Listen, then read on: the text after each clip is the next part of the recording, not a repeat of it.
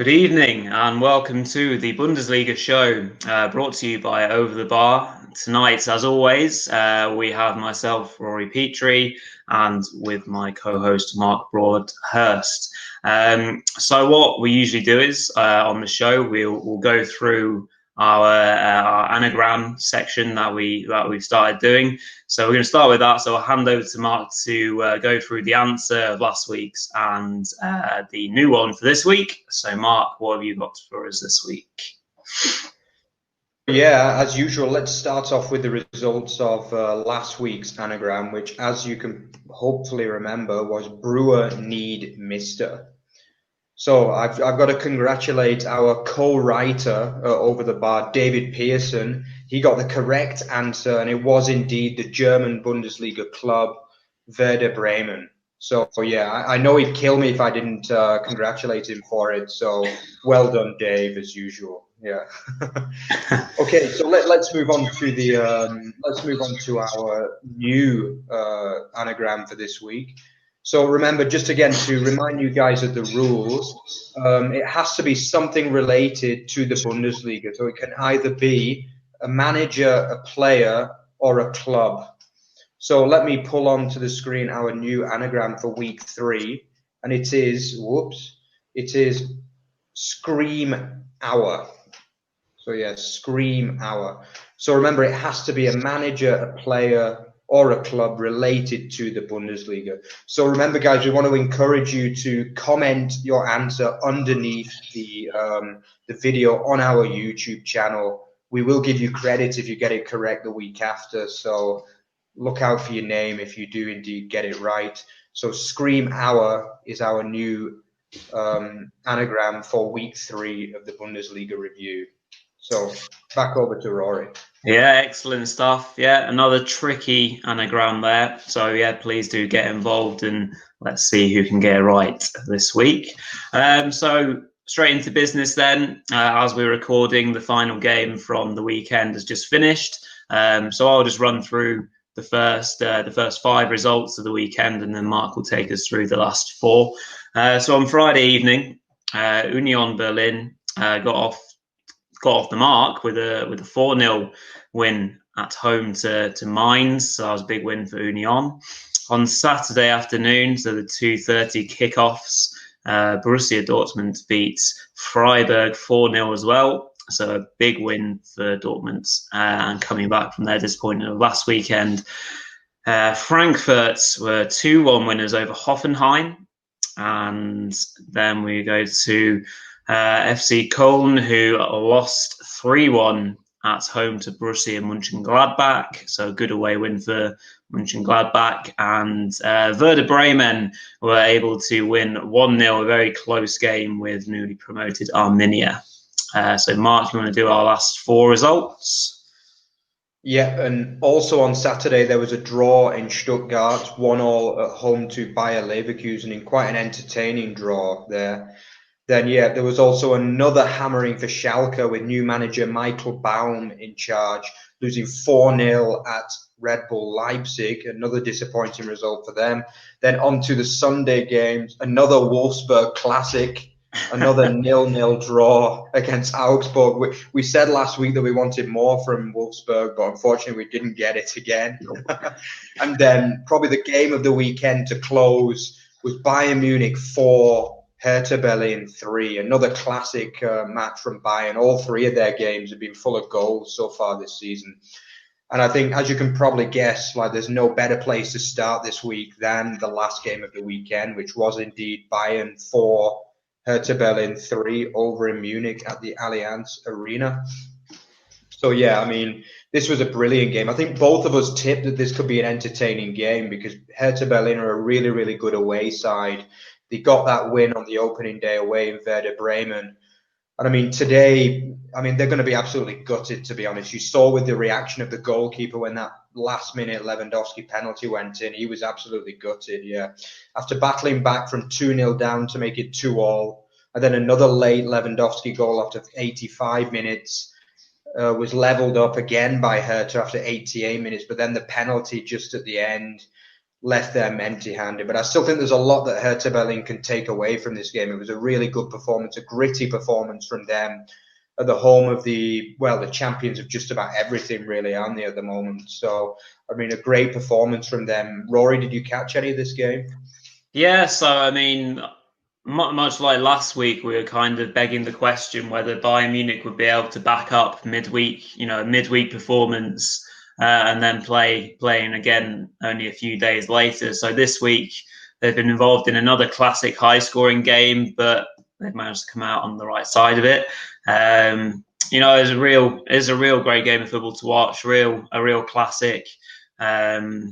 Especially when Bayern Munich go 2-0 up. There's not many teams that often come back from that position to cause any sort of issues for Bayern. So absolute great credits to Hertha, who are starting to really kind of grow into the season now. As you mentioned, they'll be absolutely devastated to get it back to 3-3. You think you're very much you're going to get a fantastic point away at the champions, and then for it to be taken away like that is cruel. Unfortunately, that's what sports and football is like. It is very cruel sometimes. So the champions managed to get themselves back on track, which you'd expect, and obviously they've managed to do this with a bit of rotation again. It didn't quite work the way they wanted to last weekend, but they've been able to get the big 3 points this weekend. So they'll be very happy, and they'll be able to kind of get into the rhythm of the season now. All guns blazing now for Bayern, I'd expect. And Hertha feel very harshly done, but there's certainly plenty of positives to take from that performance. Yeah, a little bit more on the fact that obviously Bayern did play in midweek as well. Like this isn't really kind of German teams aren't really so accustomed to the fact that they have to play 2 matches in a week, which might be more common this season because of the shorter season.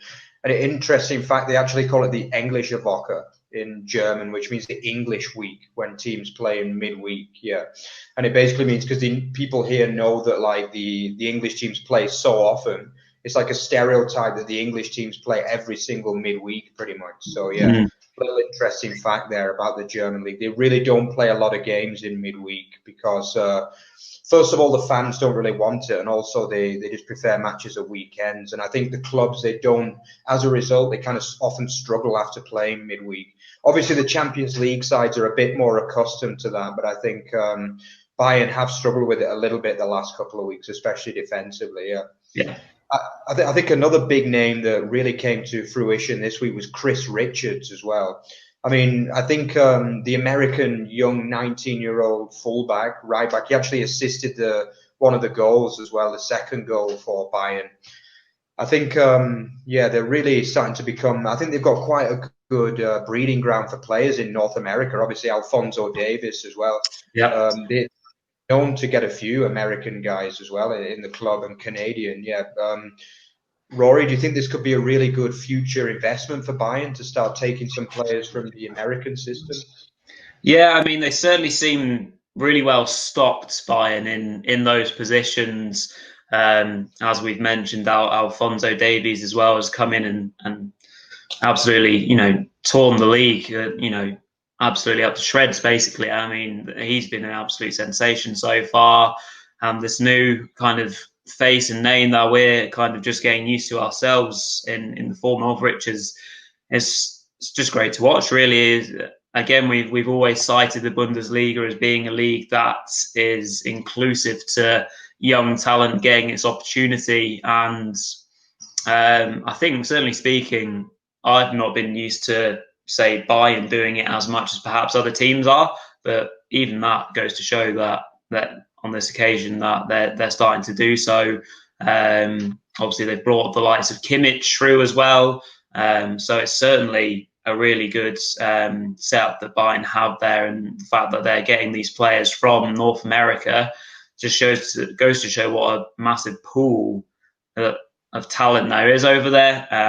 Certainly, they're big enough countries to have such big, resources, and you'd think that there are going to be some fantastic talents that just haven't been discovered. So the fact that clubs like Bayern are going out there and trying to dip their toes in is probably why they're reaping the rewards from it. Yeah, I mean, obviously the USA and Canada, they are great sporting countries as well. I mean, I know they often don't play the kind of more traditional sports in Europe, but I mean, they are great sporting countries. So, I mean, there's bound to be quality football players out there, you know?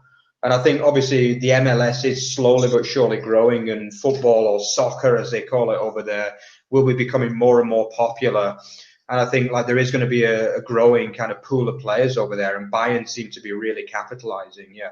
But I think in general, it's not only the American players. It's they're just creating so many good young players now. Bayern, it's, as you say, it's something that they didn't perhaps do in the past, but they seem to have really prioritized that in recent months and things. Yeah, I mean, obviously the first weekend they had Jamal Musiala as well, the young Englishman as well, who got the goal, the 8th goal against Schalke, and then this week it's Chris Richards we're talking about. Seems to be like a different player every week, really, for Bayern. Indeed, but it's great to see. I mean, it's great to see the top clubs kind of producing such quality, really. Absolutely. I think for Hertha, yeah, I mean, they could potentially have a good season ahead of them. I think they'll get a lot of confidence from this match, especially away from home. They're really looking like a decent side, yeah. Rory, do you think Hertha, do you think they're going to have a good season based on this performance?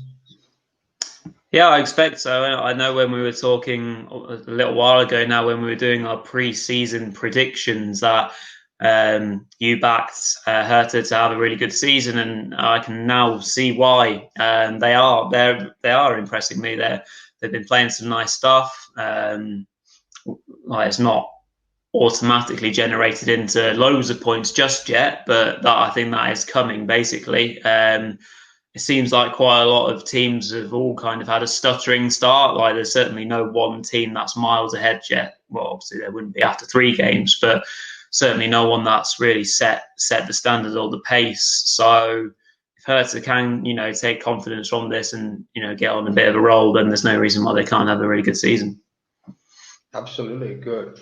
So let's move on to Leipzig versus Schalke. Yeah, so I think both of us said. I mean, we seem to be saying it quite often that Schalke. I mean, it's just going from bad to worse, isn't it? Obviously, the big news on last Tuesday was that Michael Baum, the former German under-18s coach, was actually given the full-time job on a 2-year contract at Schalke. I mean, some would say that is a surprise, but I would imagine it's based on the fact that Hansi Flick was also the assistant manager in the German national setup. And I think quite often when a manager gets some success, teams try to follow the same system. So, yeah, I think perhaps they've tried to look at that model as the kind of benchmark now. A little bit like when Zidane won the Champions League with Real, like everyone started appointing former players as the coaches. Yeah.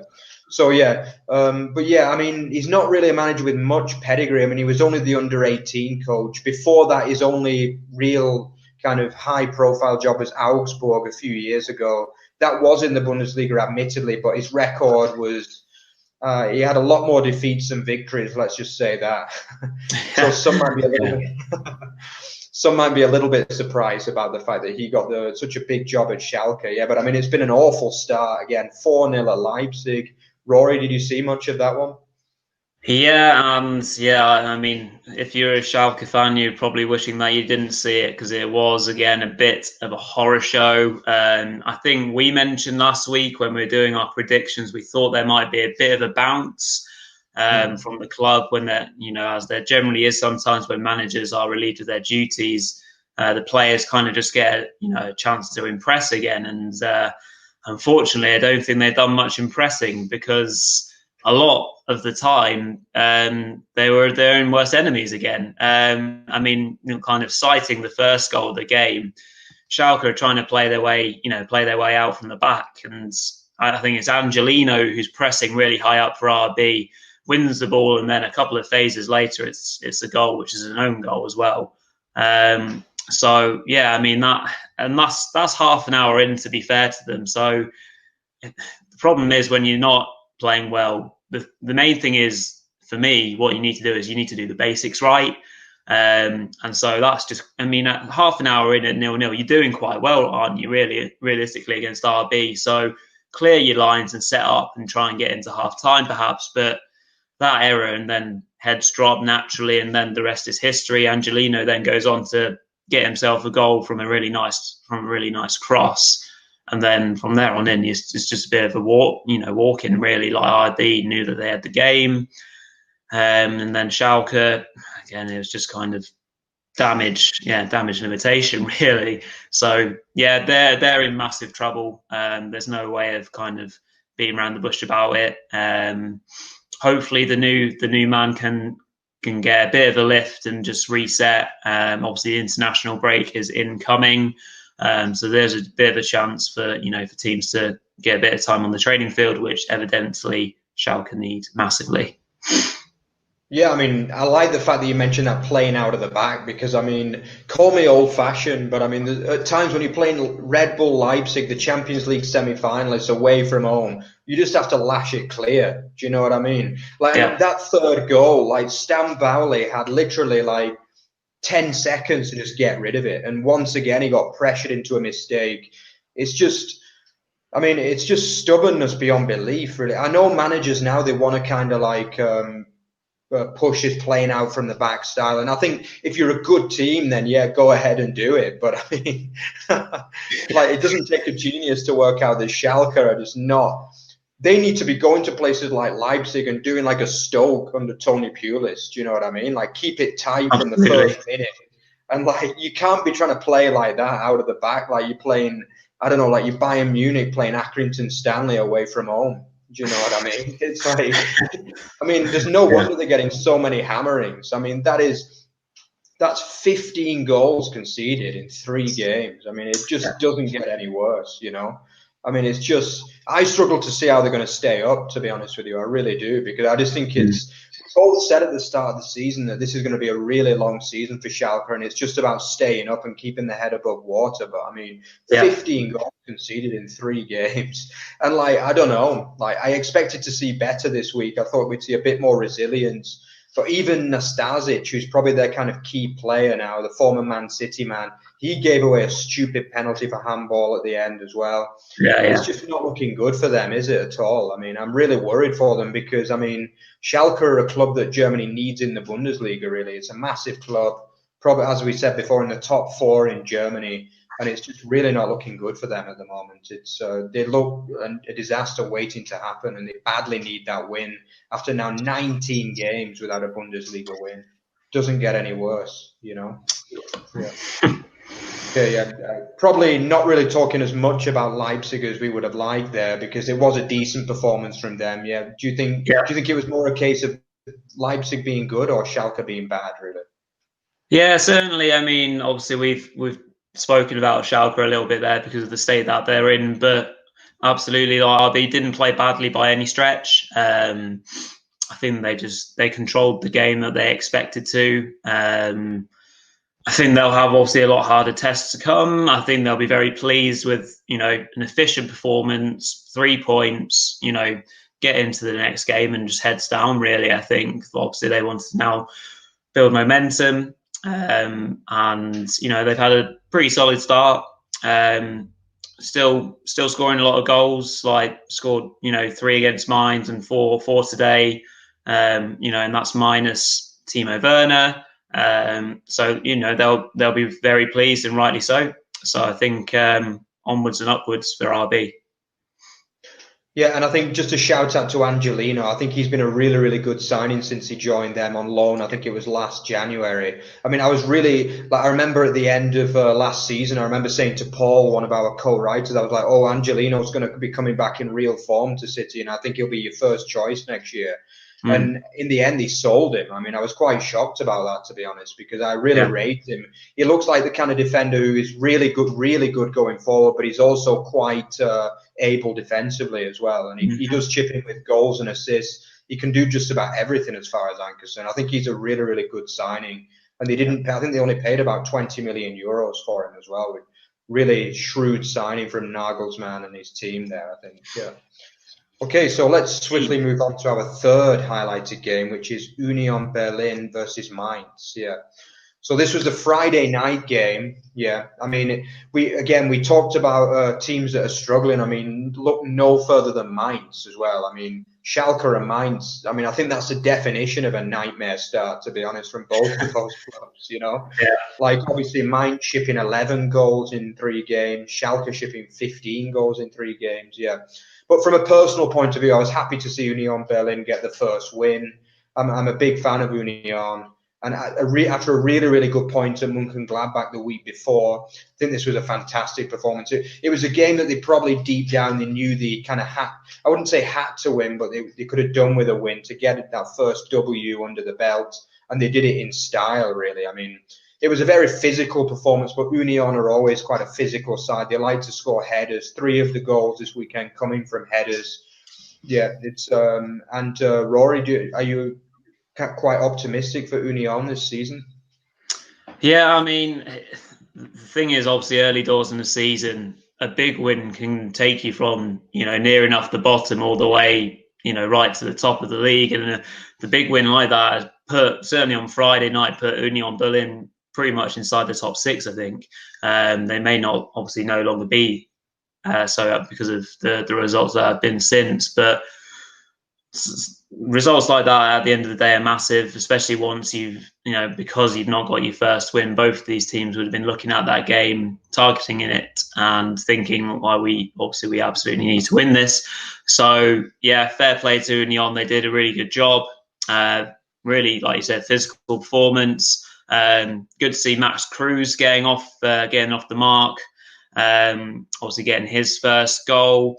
And I believe it's the first time that Union have actually scored more than 3 goals in a Bundesliga game. So, that's a big thing for them, because that will give them confidence that they're able to go out and score lots of goals. Again, on the side of Mainz, yeah, they're really struggling. They look kind of a side that hasn't got much going forward, and they're shipping goals as well, as you mentioned, Mark. I think Mainz are in for a bit of a struggle this season. Much like Schalke, confidence is going to be low, and it's always where that first point is coming from. They didn't make it a massively tough ask through Union. Like, they got to work quite quickly, Berlin, and managed to kind of get out in front, and they're on it. I didn't expect Mainz to come back. Doesn't seem like they've got that kind of characteristic in them to kind of claw it back. Once they're down, it kind of feels like they're down for good. Especially seeing them against RB the other week. So yeah, I think they're really struggling, and Union can obviously use this as a launch pad and really go from here. So yeah, very well played for Union. Yeah, I think touching back on Mainz, I think obviously they're a small club in the Bundesliga. They've been in there for a good while now, really a good while. I think they initially came up under Klopp, then went down, and then came back up under Thomas Tuchel as well. Obviously the Paris Saint-Germain manager now. But I think, yeah, I agree with you. They've lost a bit of that character, I think they always used to be that kind of like a Burnley kind of club, that were a little bit hard to break down. They had a lot of characters in the team. But yeah, I think they've lost that kind of get up and go. I think there were signs last season. Last season wasn't a great year for them. They got some absolute batterings last year. I seem to remember they lost 8-0 at Leipzig last year. And I think the writing was kind of on the wall. They managed to get a bit of a run to save the bacon last season. But I think this year, they're really going to need a big turner. Obviously, it's still very early days. It's just 3 games. But, when you're losing, shipping 4 goals every week, they've only played Stuttgart and Union Berlin the last 2 weeks, and they've conceded 8 goals, Yeah. So, they're 2 sides that were expected to finish well down in the bottom half with Mainz. They're the kind of teams that would have been expected to be on the same level as Mainz, really. And 4-1 at home, and then 4-0 on Friday night as well. Yeah, absolutely. We can't totally push over Union Berlin's performance, because it was really, really good. They had the fans back in the crowd. There seemed to be a few more in the ground this week, which probably helped them compared to the first game against Augsburg. was a big win, and I still expect them to be round about mid-table, to be honest with you, Union Berlin. I think they've got enough character. They play a little bit like the Mainz of old, I would say. They've got a lot of character in the side.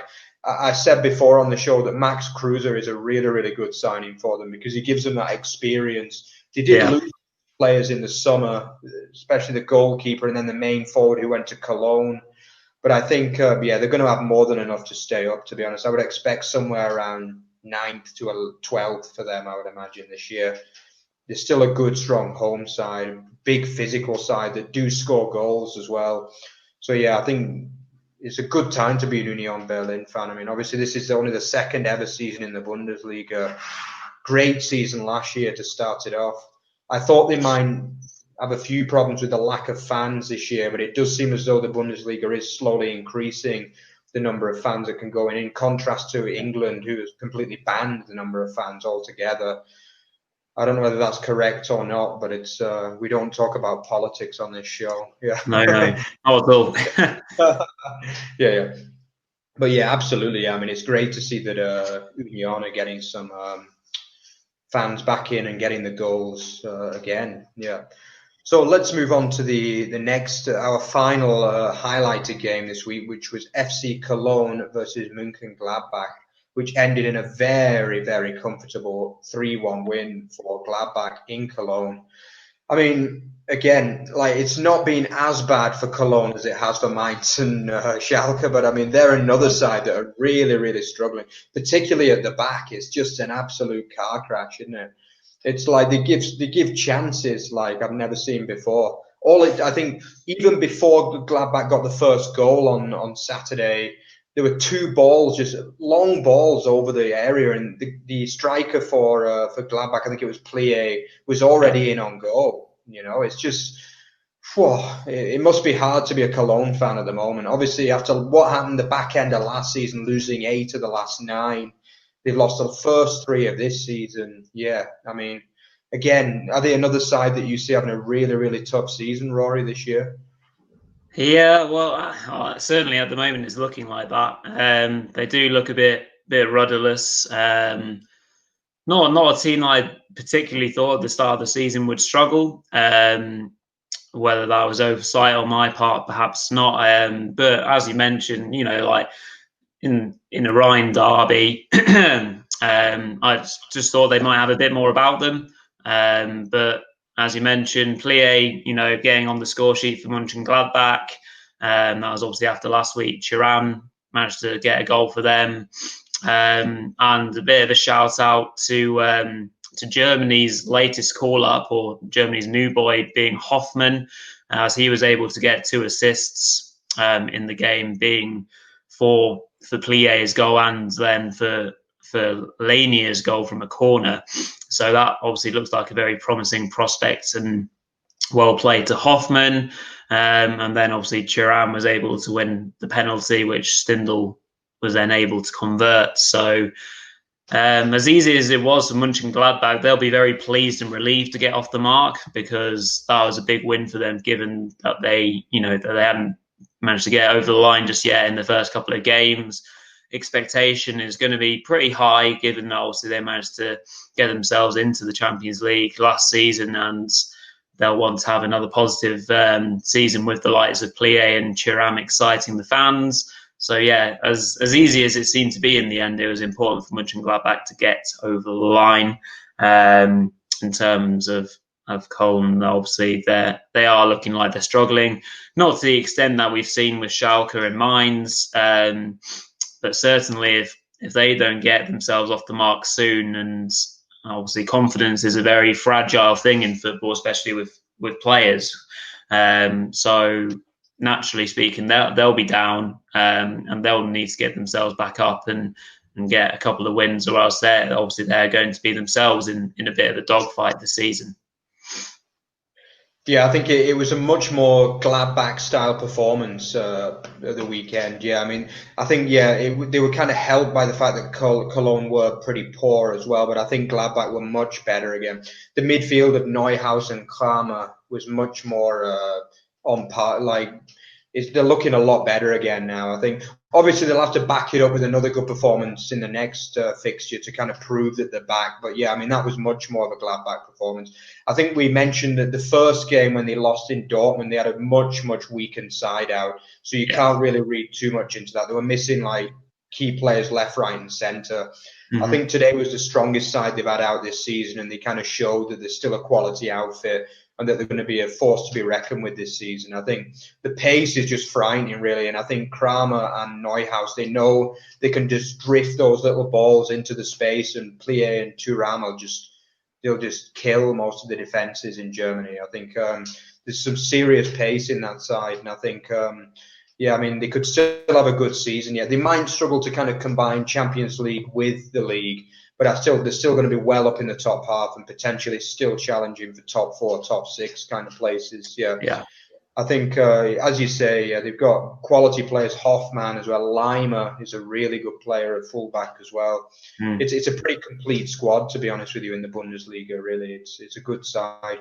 I think one of the little points I want to mention there. I don't know if you saw the Jan Sommer mistake at 2-0 just before half time.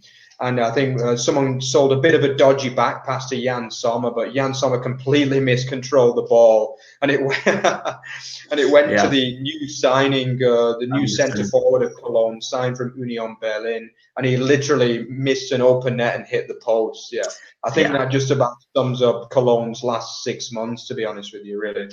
Yeah, I mean, that would have given them a little look in at 2-1 just before half time, but then Gladbach got the third goal from the penalty shortly after half time, and that was game, set, and match, basically. Yeah, it was. But yeah, I think, to be honest, even before the game, I've never been so confident that an away team would win. To be honest, in this game, I was fully confident in Gladbach, and they are starting to show the quality again now, which is good to see. Yeah, indeed. Okay, so let's move on to our slightly lesser games, but still important games. So let's start with the reason why this game didn't make our feature games is because the game was very predictable and like unbelievably one-sided as well. And that was the Borussia Dortmund 4, Freiburg 0. Yeah, Rory, did you see much of that one? I did indeed, and I mean, without sounding like a broken record of late, it was very much the Erling Haaland and Gio Reyna show. They were both on top form for Dortmund this weekend. As we touched on last week, in terms of how attacking Dortmund have been playing recently, and potentially how they got caught out last week, doesn't stop them playing this way. They were relentless. They backed themselves, and they've done the same this week. And this week they've come out with a really good win, obviously being 4-0. And Gio Reyna, I think, saw a stat saying that he is the youngest ever player in the Bundesliga to record a hat trick of assists. So the American, he's looking like a real prospect of the club, and he's thriving. Haaland just doing what Haaland does naturally. And it was good to see Marco Reus kind of, captain fantastic. He played well. Didn't obviously manage to get his goal, but he did everything but basically high pressing game, just too much for Freiburg. Yeah, I mean, we were talking about Bayern kind of cashing in on the American talent as well, but I mean, Dortmund aren't far behind and maybe even ahead of them. I mean, you've obviously, as you mentioned, Reyna, 17 years old, and he already looks like one of the best attacking midfielders in the Bundesliga. Yeah, and also obviously in the past, Pulisic as well, who's now at Chelsea. He was there kind of like he played a similar kind of position really to Reyna. Probably, I would say Reyna, though, is perhaps getting even more success than what Pulisic did in the Bundesliga, and he's much younger as well. So, I mean, I would imagine some of the big Premier League names are already turning their heads towards Giovanni Reyna, to be honest. I mean, as you say, it seems like every week he's turning in performances. It's not like it's just a one-off. It's been like this for the best part, pretty much for the whole of 2020 now. And he's already looking like a real top-quality player.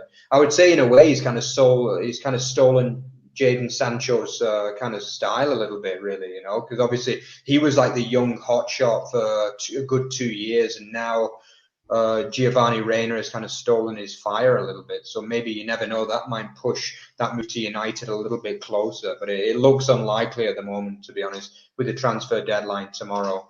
Yeah, 24 hours or so to go. 24 hours to save United's season. Yeah. Oh, let's not get started on that, eh? Yeah, sure, yeah. But yeah, I think also, we both predicted that there'd probably be a reaction to the defeat against Augsburg last week. Dortmund are a different side at home. I still think at home they're one of the best sides in Europe. I mean, again, we mentioned the fans getting back in the stadium. This was just an annihilation, really. To be honest, I didn't even see a single half chance for Freiburg. I don't think Freiburg need to get too worried about the performance, though, because it's one of those games that's like a little bit above their level, really. They already got 4 points from the first 2 games, so they don't need to worry too much about It was a very, very good Dortmund performance, this, more than anything. I think they can. The finishing from Haaland is just second to none, and as you say, yeah.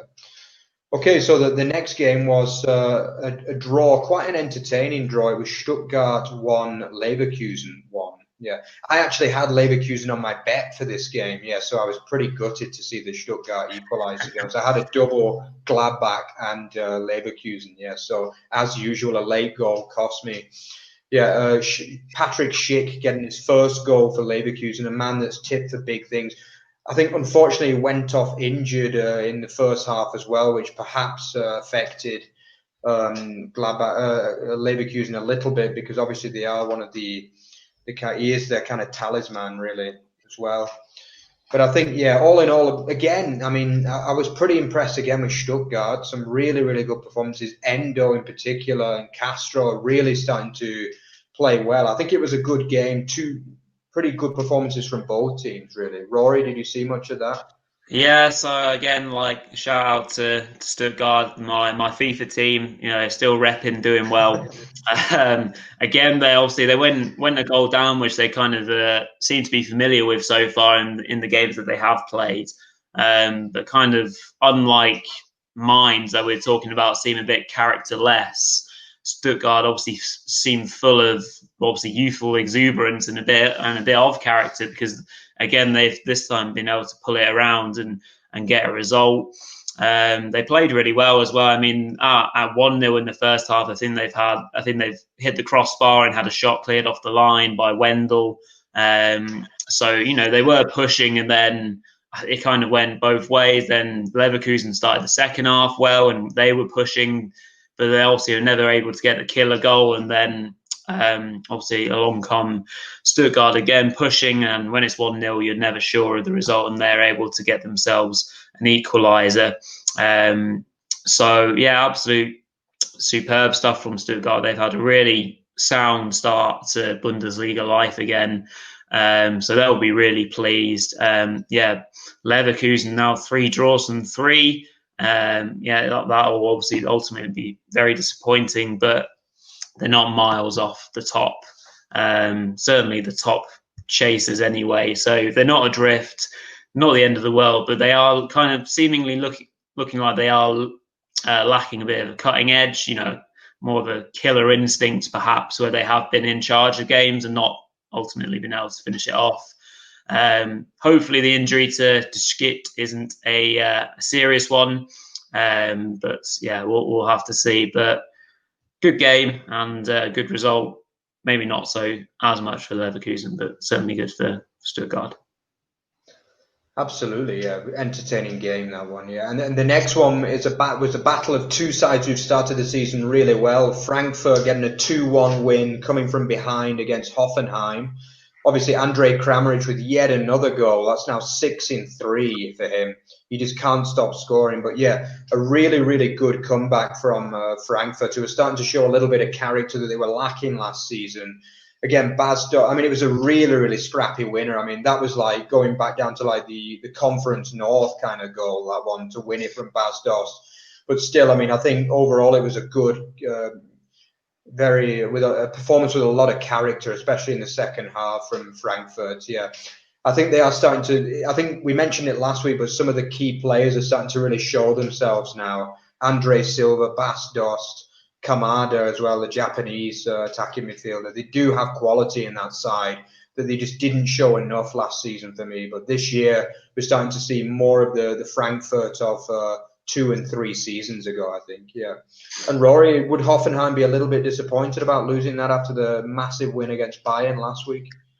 Yeah, I mean, obviously you'd imagine so, riding high on the crest of a wave after a huge win, getting ahead in the game early doors, you just expect them to kind of, well, not cruise through, but certainly go on and score goals 2 and 3 and win the game.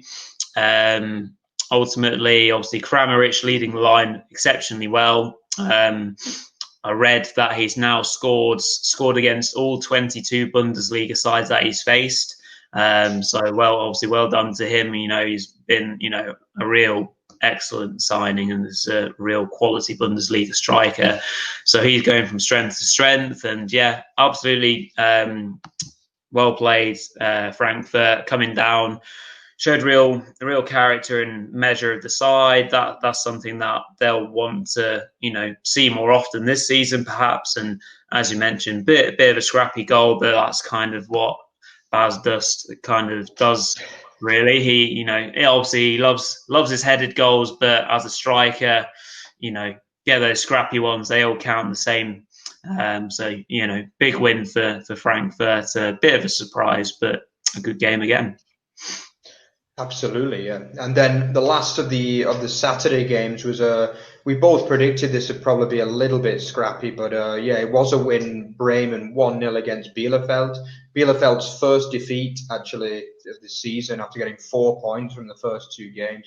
But I think, obviously the highlight of this game was, despite it not being the best game in the world, it was a really good goal that won it. I don't know if you saw it, but it was a volleyed assist from Jean-Manuel and Baum, and then a really, really good finish from Bittencourt, who both of us kind of tipped up as being the key man for Bremen this year. I think he's been really, really good the last 2 weeks, and that's probably one of the main reasons why they picked up 6 points from the last 2 games, which is a massive, massive improvement on the horrendous season they had last year. But I think we're really starting to see Bremen establish themselves as like a mid-table looking side again now. Yeah, I think you could say they were a little bit lucky to get the win because, they had some really good chances in that second half. Bielefeld, close, the centre forward missed a couple of headers again. I think the goalkeeper, though, made a couple of really good saves for Bremen. But, also a goal disallowed, which some would say was a little bit harsh as well, right near the end. Yeah. Rory, did you catch a lot of that one? Yeah, I think, as we've chatted a little bit before with Werder, I think they do have a bit of a reliance on on their talisman being Bittencourt. He's come to the fore again for them and got the crucial goal in the end, which means 3 points for them, which is huge at this stage of the season. They don't want a similar season. They don't want a repeat of last year. So getting a couple of wins in a row, whether it's pretty football or not, I think just the Werder fans will be happy just to have got those points in the bag early doors. As you mentioned, again, Arminia in the game the entire time. They've done themselves no damage in this game. Only a 1-0 loss. On another day, they could have got themselves back into it, got a point or more. But they're scrappy. They don't concede many goals again, like we said. So it wasn't a terrible performance, and they won't be too gutted with the performance itself. So they can move on, and I'm sure they'll be back and get some points next week. Yeah, I think Bielefeld can really take a lot of positives so far out of the season. So far they've definitely not been in the worst 3 sides. I think all of us can agree that the worst 3 sides have been Schalke, Mainz, and Cologne. And I think having watched the performances of some of those sides, Bielefeld will be looking around and thinking, if we can keep this level of performance, being hard to break down, they're not going to be this kind of side that score a lot of goals because they weren't last year in the second league either. Yep. So the game is mostly based around being hard to play against, a little bit scrappy. And they were again in Bremen on Saturday. And I think they were a little bit unlucky not to come away with a point really there again, which would have been another valuable point. But sometimes it just doesn't go your way, But I think, both of us tipped them to finish rock bottom. But I think so far they're making us eat our words, because I think I've been quite impressed with them so far, especially in terms of the tenacity and the level of discipline that they have within the squad. Okay, and so game number 9, and for the 3rd week in a row, which team is going to be involved in game number 9 of this week's review, which was Wolfsburg 0, Augsburg 0. Yeah. So yeah, I'll hand straight over to you, Rory, there on Wolfsburg again. Well, what are their problems? Why are they not scoring? Why are they not winning games? Because they've got a big budget. They've got some decent players there. Yeah, I don't know what it is about Sunday afternoons. Maybe it's, all a bit too relaxed for Wolfsburg. Maybe they need to request for their games to be played on a Saturday or a Friday night, just for a bit of excitement. Yeah, to be honest, it was kind of expected. As we said, we wanted more from them. It's not come. And again, alluding to last week, we did. I think I said that they looked a bit blunt. They looked a bit kind of, they are lacking a bit of a quality finisher at the top end of the pitch. That seems unusual, given that they were a decent side last year and they were able to create chances and certainly win plenty of games. So it is a bit of an odd one, whether there's any problems internally in the squad or if it's just, one of those spells that teams can have. Yeah, not great. On the other side of it, Augsburg, I mean, it might not have been their best game, but they've had not a great start. They've had a very good start to the season. They can just go rolling on. But yeah, maybe the less said about that game, the better. But next week, their mission is to not be last on our list of teams. So I want some goals. So yeah. Always next week.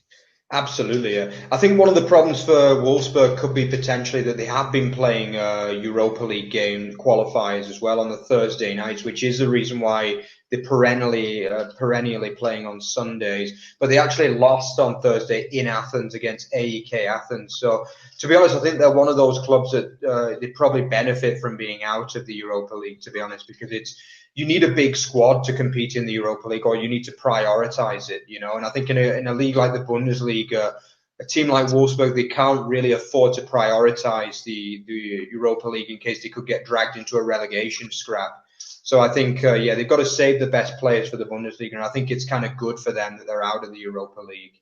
And I think they can kind of focus on getting up into that top 6 or 7, which is where their fans would expect them to be. I think in terms of like the lack of chances created, it's hard to explain really. I mean, they were a bit unlucky to get a goal disallowed from Brekalo today. It was slightly offside. It was one of those kind of classic VAR offside decisions where like his armpit was offside or something. I think also, Augsburg had a couple of chances as well, but it wasn't the best game. But I think probably a draw was fair. I think Augsburg will be definitely the happier of the two sides. So, yeah. Okay, so on to our predictions. Indeed. So, Mark, do you want to run us through the first 5 games of next week's fixtures, and then you can go through your predictions, and I'll say mine as well. So let's go through this now. Yeah. So the Saturday afternoon games. The first one is I've gone for Hoffenheim 2, Dortmund 3. I think that's going to be a really entertaining game. 2 brilliant sides there. I always just fancy Dortmund to win these games, so I'm going to go for 3-2. And Rory? Yeah, of course. So I've gone for an entertaining 2-2 draw. Fancy Hoffenheim to bounce back. And as we've said, sometimes Dortmund are a bit sketchy on the road. So 2-2 for me. Yeah, the next one is Sport Club Freiburg versus Werder Bremen. I've gone for a 1-1 draw there. I think two sides who will be pretty happy with the start of the season. I think they're pretty evenly matched kind of sides, both quite pragmatic, but can sometimes pop up with a few good goals. So I'm going to go with a 1-1 draw there. Rory? I have gone for a very narrow away win for Werder. I think, just getting a couple of ugly results just breeds a bit of confidence. And I fancy them to maybe just get a surprise away win. So I'm going 2-1. Yeah, and the next one is Hertha Berlin versus VfB Stuttgart. I'm going to go for a 2-2 draw there. I think I'm quite excited for this game. Two sides are much better going forward than defensively. I think there will definitely be goals in this game. Yeah, I'm going to go for 2-2 there. Rory? Yeah, I'm also going for goals in it. However, I do fancy Hertha to get one over on my beloved FIFA team, Stuttgart. So I'm saying 3-1 Hertha. Okay. And staying with the Saturday afternoon games, we've got Mainz versus Leverkusen. I think this is another of those away bankers, to be honest with you. I think Leverkusen will definitely get their result this week, next week, and I think I'm going to go for a 3-1 away win there for Leverkusen. Yeah, totally agree. I fancy it as a bit of a banker. I'm going 2-0 Leverkusen. Yeah, and then an interesting game also, Augsburg versus Leipzig, another two sides, both on 7 points, high-flying at the top of the league. I'm just going to go for a Leipzig away win there, though. I think Leipzig, they tend to win games against teams they should beat. And I think although Augsburg are a very strong home side and they're having a good season, I just think Leipzig will nick this 2-1. Rory? Yeah, for me, again, similarly agree. Leipzig haven't particularly been tested yet. So I'm saying 3-1 away win, but should be a good game. So then moving on then to our Saturday evening kickoff. This will be between Arminia Bielefeld and FC Bayern München. So again, Arminia have done really well so far. Excellent start from them, been really competitive. But I will back Bayern to get a win. So it's 3-1 Bayern for me. Mark? Yeah, I've actually gone for a 5-1 away win there. I know I seem to tip a big win for Bayern every week, but I just think they're such a good side, and I think this is a kind of game where I think even if Bielefeld really play well, they could still end up with a battery in this game, to be honest with you. So I'm going to go for a 5-1 there to Bayern. All right, yeah. And then moving on, so we've got a Saturday evening game being between Borussia Mönchengladbach and Wolfsburg. Again, I mean, I've requested more from Wolfsburg, but unfortunately, I don't think it'll come in this game. I think Mönchengladbach is just starting to get rolling, so I'm saying 3-0 to the home side. Mark, what do you think? Yeah, I've gone for a 2-0 home win for Gladbach. I just think, there were signs that they've kind of clicked back into gear, Gladbach, and I just don't see enough especially up front, from Wolfsburg to challenge them. Very good. And then moving on to what will be the Sunday fixture, the early afternoon kickoff between FC Köln and Eintracht Frankfurt. I'm saying a gritty 1-1. Frankfurt have had a good start, and I think Köln will get themselves off the mark with a narrow draw.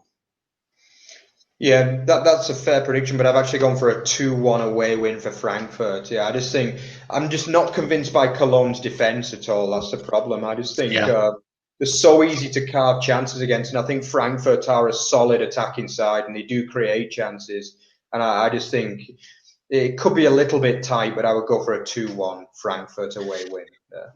Very good, and then we'll be finishing off the weekend with struggling Schalke versus Union Berlin, who will obviously be bouncing this week. Again, I'm going for a bit of a shock one here. I'm saying that Schalke might be able to grab themselves a draw, 1-1 for me, get themselves off the mark, and a bit of positivity around the club. Mark? Yeah, I don't think Schalke fans will thank you there for saying it's a shock they'll get a 1-1 draw. But yeah, I'm also going for a 1-1 draw there. I think Union are one of those sides that away from home, they'll be happy with a draw against pretty much anyone. I think Union, the game is there for the taking for them if they really want it, but I just have a feeling that they'll be both sides will probably be happy with the draw there, to be honest with you. Yeah. Good stuff. Right. So what we're going to do is next, very briefly, we're going to touch on the Champions League and Europa League draws for the respected teams that are in the competitions from the German side of things. So we'll just briefly go through the groups, how they're looking from the German perspective, and I'll be asking Mark where he thinks each of those teams might be able to progress through to, given their draws and their overall strength and start to the season. So we'll start in the Champions League. Obviously, we'll start with the current holders, Bayern Munich, who have obviously, had a very sound start to the season. The group draw saw them into a fairly dangerous looking group, actually, that includes Atletico Madrid and RB Salzburg. So obviously Atletico, have got firepower now of Suarez and Costa and João Felix, so it's very exciting to look at. Mark, are they gonna hold on to their title, or do you think they'll fall short this time around? Yeah, I can definitely see them getting through the group. I think Salzburg is a bit of a grudge game because it's a Bavarian derby as well, that one. Like Salzburg is like really, really close to Munich. Like I think it's about 50 miles maximum. So it's two really nice cities. But I think it's going to be. I can't see Bayern not getting through the group. I think away from home in Atletico could be a problem, but I think without the fans, then the kind of home advantage goes a little bit. So. Yeah, I'd be tipping Bayern to win the group with probably Atletico to come through in second there. Very good stuff.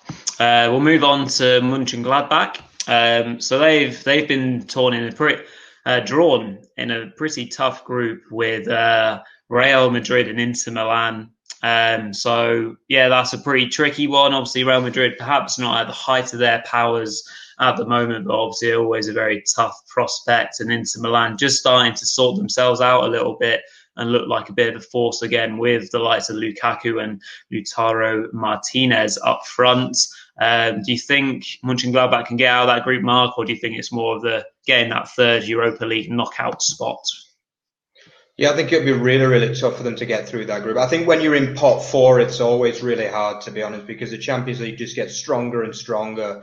As you say, teams like Inter Milan making a bit of a comeback as well with a much better squad now than what they've had in probably the best part of 10 years.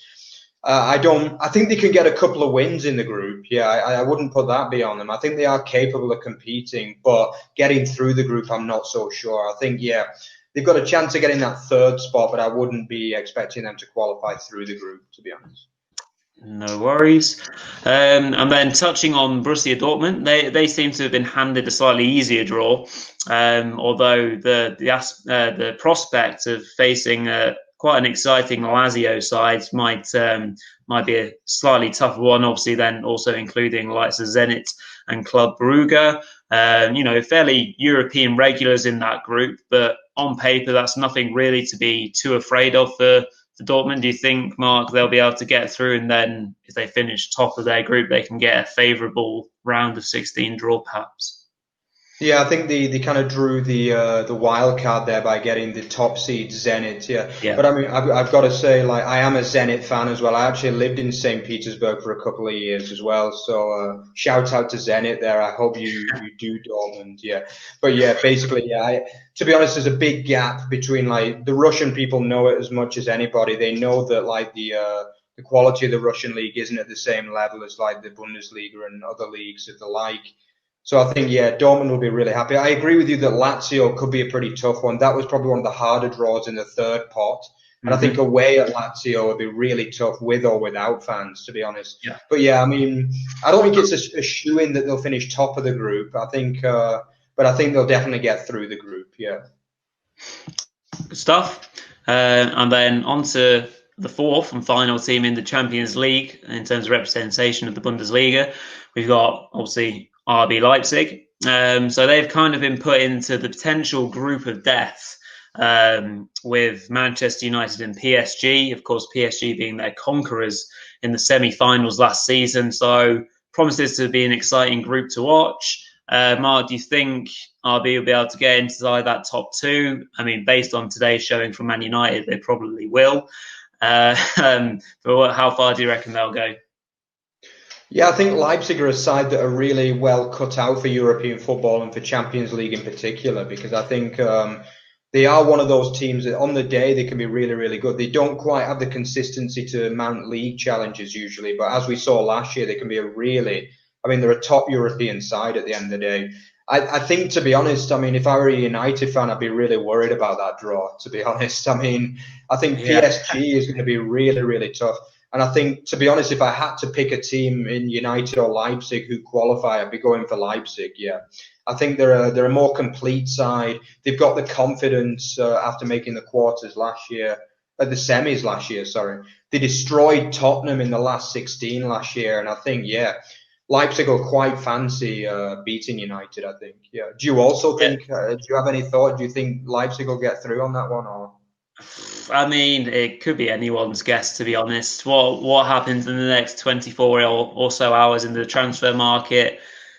Yeah, might shape how things go going forwards. Of course, there's chat of Cavani almost coming in. I'm not sure if the deal's over the line as we speak, but having Cavani in the United squad going away to PSG could be quite tasty. He might want a bit of revenge the way things kind of ended a bit sourly for obviously one of their top scorers. So that promises to be really tasty. So it'll be a great group to watch. I couldn't predict what would happen. I'd like to back my team, but still a bit sore after today's result. We'll move on to the Europa League teams then and go over their chances. So Leverkusen, who finished 5th in the end, so they are in the Europa this year. They've got a decent draw. For me, they've got Nice in their group, who are quite a nice side. But other than that, for me, it seems like quite an easy draw for them. Do you expect them to get through as the top team in that group, Mark? Yeah, I think Leverkusen are another side that are experienced in Europe. I think they've had a few runs to like the last 16 recently in the Champions League. So if they can get through a Champions League group, I think they can definitely get through any Europa League group, to be honest. I think, but at the same time, it depends on whether they want to take it that seriously. Because I think a lot of teams now, since they moved it into the 6-game group, a lot of teams kind of play fringe players in the early rounds. So. But I still think even then they'll have enough quality to get through. Maybe, again, not top the group, but they'll get through, definitely. Good stuff. And then we've got Hoffenheim, who have seemingly got a very good chance of getting through their group as well. They're in a group that include Ghent of Belgium, but otherwise, again, looks like a very untroubling group for me. Do you expect them to potentially, use this as a chance for European silverware, perhaps? Yeah, I think Hoffenheim, they're a very ambitious club, I mean, the story of Hoffenheim, like being founded as a village club by Dietmar Hopp and then rising through the leagues. I think, yeah, I mean, they will be probably more motivated than most German clubs in the Europa League, I think. So, yeah, I mean, again, they might not play a full team every week during it, but I still expect them to top that group, yeah.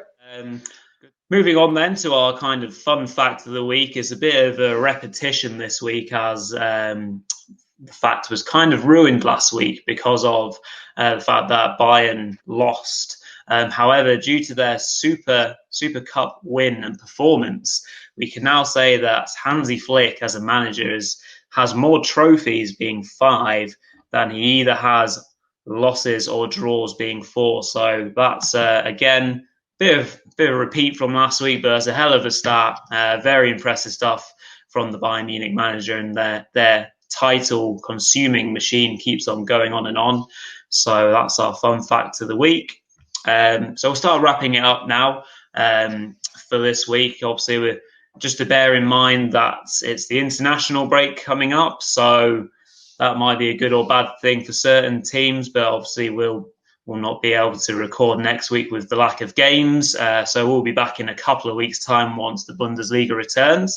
I think of the games being on the 17th and 18th of October. So we'll be very excited to see what happens when we're back from that. So, yeah, in terms of wrapping it up, Mark, do you want to tell the viewers and the subscribers about Over the Bar slightly more then, who aren't more familiar with us? Absolutely, yeah. So if we have any new viewers, please be sure to check out our Twitter account, which you can see at the bottom of the screen now. So it's at Over the Bar Football Blog, or just FB, actually, would be better. Yeah, and also please visit our website as well. We have a plethora of articles every week on just about everything related to football. Bundesliga articles as well, you can find them on there.